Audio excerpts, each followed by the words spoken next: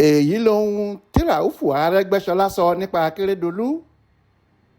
Mínísítà fún ọ̀rọ̀ abẹ́lé lórílẹ̀‐èdè yìí nígbà kan ọ̀gbẹ́ni Raufu Arẹgbẹṣọla ti ṣàpèjúwe àwọn iṣẹ́ rere arákùnrin Olúwarótìmí Akeredolu gẹ́gẹ́ bí èyí tí kò ṣeé gbàgbé kíákíá. Ó ní gbogbo ojúṣe tó láǹfààní láti ṣe lásìkò tó lò lórí èèpẹ̀ ló ṣe pẹ̀lú ìjáfáfá, bẹ̀rẹ̀ láti ìgbà tó ti darí ẹgbẹ́ àwọn agbẹjọ́rò títí dìgbà tó di gómìnà ìpínlẹ̀ Ondo pẹ̀lú ipa ìṣọ̀kan rẹ̀ káàkiri orílẹ̀-èdè Nàìjíríà.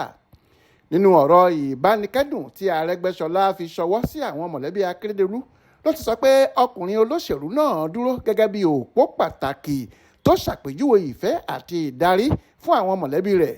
Ó jẹ́ ọkọ rere fún ìyàwó rẹ̀, bẹ́ẹ̀ ló sì jẹ́ bàbá tó kúnjú òṣùwọ̀n fún àwọn ọmọ rẹ̀. Ó ní arántí ipa ribiribi tí Àkẹ́tì kó nínú ẹgbẹ́ wa ACN àti fún àwọn èèyàn ìpínlẹ̀ Ọ̀ṣun lọ́dún 2007. Ó ṣiṣẹ́ láìkáàárẹ̀ pẹ̀lú àwọn ikọ̀ agbẹjọ́rò láti gba ẹ̀tọ́ tí àwọn olùdìbò fún wa padà. Ètò ìdájọ́ ìgbà náà jẹ́ mánigbàgbé tí a bá ń sọ̀rọ̀ nípa bó ti pẹ́ tó àti bó ti lágbára tó. Lẹ́yìn ọdún 3 àtààbọ̀ àrí ìdájọ́ òdodo gbà nígbà tí ìjọba yẹn kù 100 ọjọ́ kó tẹnubọpo. Àkẹ́tì àtàwọn ikọ̀ agbẹjọ́rò ìgbà náà ṣàfihàn ìwà ìdúróṣinṣin, ìfarahàn àti ìpinnu ńlá fún ẹgbẹ́ wa. Lẹ́yìn èyí làwọn èèyàn ìpínlẹ̀ Ondo finúfídọ̀ fún un láǹfààní láti darí wọn lẹ́ẹ̀mejì ọ̀tọ̀ọ̀tọ̀ gẹ́gẹ́ bí gómìnà. Àkẹ́tì kì í ṣe adarí nìkan, ó jẹ́ ọ̀rẹ́ mi àti arákùnrin mi tó ní àfojúsùn ńlá.